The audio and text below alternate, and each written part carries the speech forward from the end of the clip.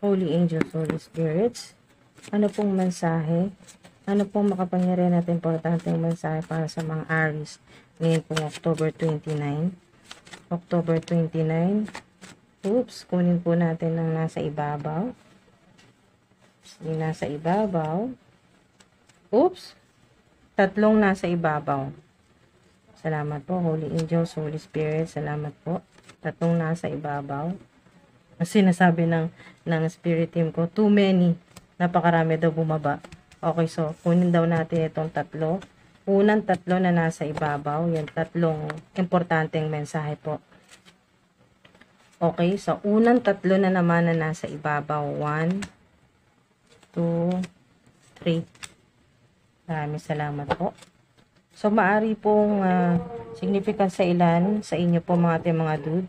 Ang ilan po sa inyo ay yung power ng 3, 333, o kaya po madalas nyo pong makita 333, o angel number 333, o kaya po sa oras po ay 333, o kaya po ay lahat ng mangyayari po or gagawin po ninyo ay by 3. Kung halimbawa po ay kayo po yung mag-wish, o kaya po meron po kayong ritual, so may gagawin po kayo, may sasabihin po kayo 3 beses para mas maswerte, mas matindi ang protection, o kaya po may bibilhin ka, tatlong piraso ang bibilin mo by 3. O meron kang hihilingin, yan po, 3 lang muna. Yan po, para yung 3 yan ay siguradong magkatotoo. Greater financial opportunities. Yan po, ngayong araw na to, October 29, may mas malaking financial opportunities na darating.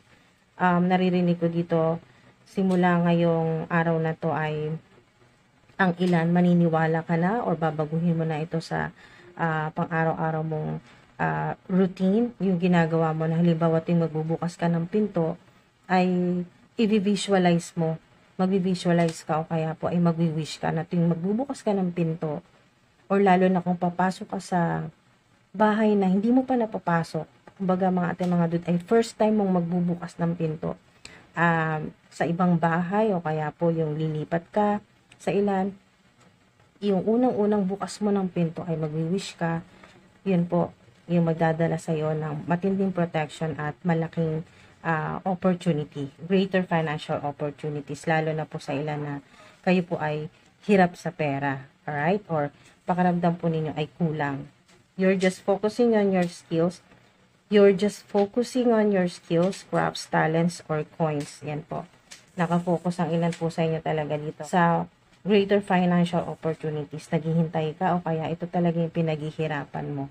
Pinagtatrabahuan mo para magkaroon ka ng greater financial opportunities. Maaring nag-aaral or nag-enroll lang ilan po sa inyo ng short course o nag-aaral sa ibang bansa or nagsi-self-study po ang ilan po sa inyo para mas magkaroon pa ng yung mas magkaroon ng madagdagan ng coins o yung inyo pong magkaroon ng additional na pagkakita, no? Kaya po ay mas tumaas po yung position para mas malaki po yung salary o sweldo po ninyo, o kaya po ay enhance pa, mas gumaling pa yung skills, talents po ninyo or yung crafts, yung craft po ninyo. Enemies are scared of you, so meron dyan na talagang malalaman na ng mga enemies po ninyo na hindi ka pala nila dapat guluhin. Ayan po. Sila na mismo yung lalayo kasi matatakot yung mga enemies, mga haters mo sa'yo. Malalaman ng mga enemies or ng mga haters mo na hindi ka pala nila dapat pagtripan. Ayan. O hindi ka nila dapat guluhin. O isabotage. Ayan po. O harangin yung inyo pong financial opportunities o greater financial opportunities. Ano man po yung ginagawa sa inyo, money block spell, o kung ano man pong evil spell, o evil eye po yan, o inggit. Takot na sa'yo yung mga enemies mo, yung mga haters mo, takot na sa'yo kasi binalaan na sila or may warning, nakatanggap na sila ng warning. Sa ayaw nila sa gusto, makakatanggap sila ng warning ngayong October 29 sa mga ancestors mo, sa mga guardian spirits mo para iwasan ka na nila ng mga enemies mo. search or find out the meaning of your name, your origin, connection with your ancestors, di ba? Talagang sobrang connected, synchronized. Connection with your ancestors, spirit guides, di ba? Kasi talagang malakas ang protection mo. Pinoprotektahan ka ng mga ancestors mo, ng mga guardian spirits mo, lalo na sa mga gumagawa sa'yo ng hindi maganda, sa mga enemies, sa mga haters mo. Cornucopia, ito yun. Ito yun, mga ate, mga dude. Yung additional na mensahe dito sa greater financial opportunities, o ito ay confirmation na talagang, ayun na, magkakaroon ka nito. Kung ngayon ay kulang o kaya po ay sakto lang yung income, ito po yan. Ito po yung magiging pagbabago. Cornucopia, plenty, abundance, prosperity, fertility.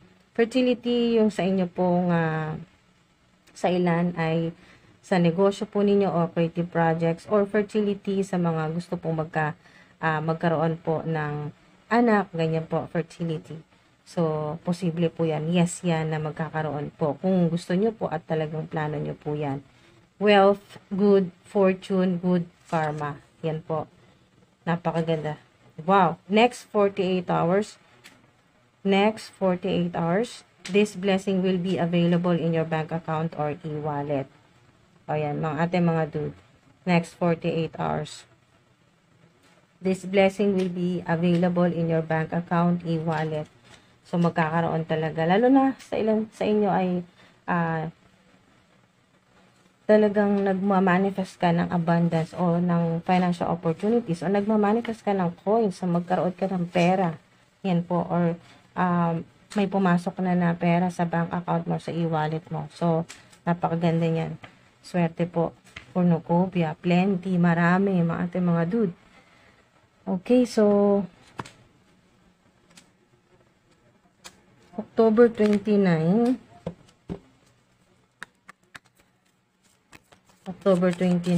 Aries, October 29, abundance mindset.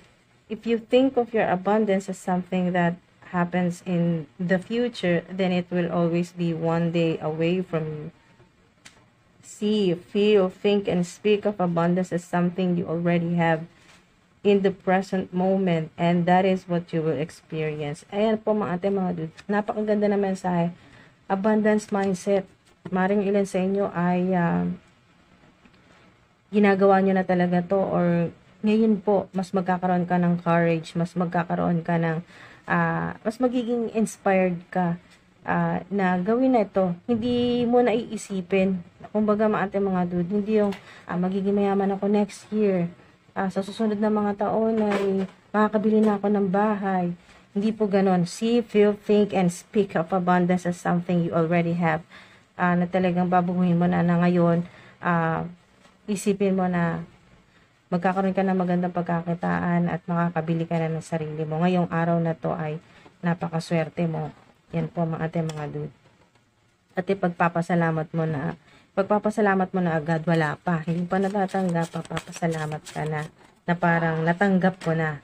Yan po, malaking tulong talaga, mga ate, mga dude, yung abundance mindset na lalo na sa mga nagmamanifest. Kasi minsan nagmamanifest ka pero yung nasa paligid mo, totoo ba yan? Epektibo ba yan? Baka naman kung ano lang nahukus-pukus yan, mga ate, mga dude.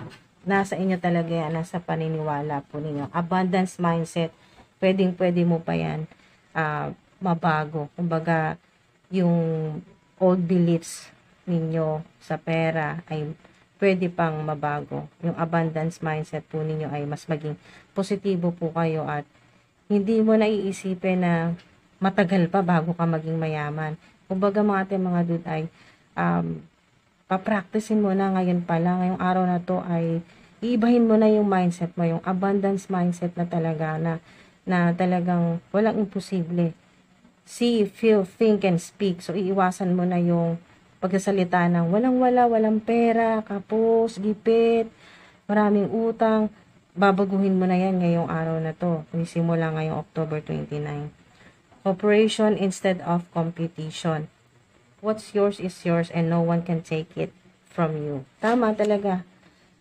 Kaya, huwag ka mag-alala kasi pinoprotektahan ka ng mga ancestors mo, ng mga guardian spirits mo, ng divine universe, ni God. Kung ano yung sa'yo, kung ano yung talent mo, wala makakaagaw niyan. Kung ano yung online platform mo, wala makaka-scam niyan or walang makaka-hack or makakakopya. Ganyan po. Safe ang pera mo, yung bank account, yung e-wallet mo, safe na safe yan. Pinoprotektahan ng divine universe ni God, ng mga angels. No more complaining. Complaints are affirmations of victimhood, which is never true spiritually. Take back your God-given power by affirming that you have an abundance of choice and freedom. With your increased confidence and assertiveness, watch these positive affirmations blossom into reality. Yun nga talaga, affirmation. Affirmation na mayaman ka na. Hindi yung, yayaman din ako balang araw. Ang layo pa nun. Ngayon na. Present. Yung energy dapat present moment. Ngayon na isipin nyo na mayaman ka na. Yan po. At yun na rin talaga ang magmamaterialize. Yun na mangyayari mga dude. At iiwasan ng ilan sa inyo yung, no more complaining. Hindi ka na magko-complain sa divine universe na ang tagal, napakatagal na hanggang ngayon ay hindi pa naririnig ang panalangin mo, yung wish mo. At iwasan nyo na yung victim mentality na parang hindi pinapakinggan yung dasal mo at pinababayaan ka na ng Almighty God. So, hindi po totoo yan. So,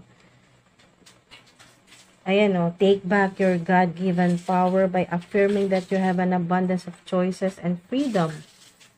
It is beautiful where I am. Ayan po yung mensahe sa inyo ng mahal po ninyo sa buhay na nasa heavenly places na kung nasan man siya ay napakaganda ng lugar kung nasaan siya.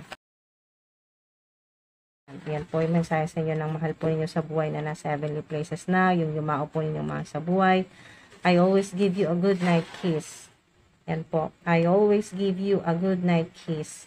So, yung mahal po ninyo sa buhay, hanggang ngayon, talagang nag-good night kiss siya sa'yo. Wow. Remember me by the happy memories we created. Wow. Yan po. Alalahanin mo siya. Yan po yung gusto niya sabihin sa'yo. Remember me by the happy memories we created. Isipin mo yung mga masasayang bagay, yung mga bonding ninyo, yung masasayang memories, yung mga nangyari. Huwag yung mga malulungkot. Ayaw niya nun kasi ayaw niyang malungkot ka. I will always point you in the right direction. Ayan po, napakaganda. I will always point you in the right direction. Lalo na po sa ilan na nasa crossroads po kayo ngayon or naguguluhan kayo. Hindi mo alam kung tama pa ba yung path, kumbaga yung journey mo, yung tinatahak mo sa ngayon, hindi ka na sigurado kung tama pa ba. Lagi kanyang tutulungan na ituro kung saan talaga. Ginagabayan ka niya. I will always point you in the right direction. Lalo na kung may mga desisyon ka na hindi ka sigurado. So, tinutulungan ka ng mahal mo sa buhay na nasa heavenly places na. So, Holy Angels, Holy Spirits, pahingi po kami ng mga signs, zodiac signs, na mga makakatulong po sa abundance, greater financial opportunities, makakatulong na mabuksan, makakatulong na mas ma-activate pa ang third eye chakra. Oops! At mga signs din po ng mga mahal sa buhay, ng mga Aries na nasa heavenly places na yung mga mensahe nila. Alright. So, Leo, Aquarius, Libra, Aries, o kapwa po ninyo Aries yan, Capricorn. Yan po. Yung mga makakatulong po sa inyo na mas ma-develop pa at mas makapag-focus ka pa sa skills, crafts, talents, or sa coins, or sa money, pera, or magkaroon, or mahanap mo na itong greater financial opportunities, may taong makatulong sa'yo, pwedeng ito po yun, alin dyan sa mga signs na yan, or makamit mo yung abundance, plenty, wealth, good fortune, good karma, o may makatulong sa'yo na magkaroon ka sa bank account or sa e-wallet mo na makatanggap ka ng malaking blessing next 48 hours. O maaring yung ancestors po ninyo na gustong kumonekta sa'yo at gusto pang magbigay sa'yo ng mga impormasyon o mga mensahe, spiritual downloads, mga ancestors o guardian spirits mo na ganito po yung zodiac signs. O kaya po, ito naman po yung mga zodiac signs ng mga mahal po ninyo sa buhay na nasa heavenly places natin. Ito po yung mga mensahe sa inyo. Nasa mabuti siyang kalagayan. It is beautiful where I am. Hindi lang basta mabuti ang kalagayan niya, kundi napakaganda rin kung nasaan man siya. Napakaganda ng lugar kung nasaan siya. So, napakagandang mensahe po niyan. I will always give you a good night kiss.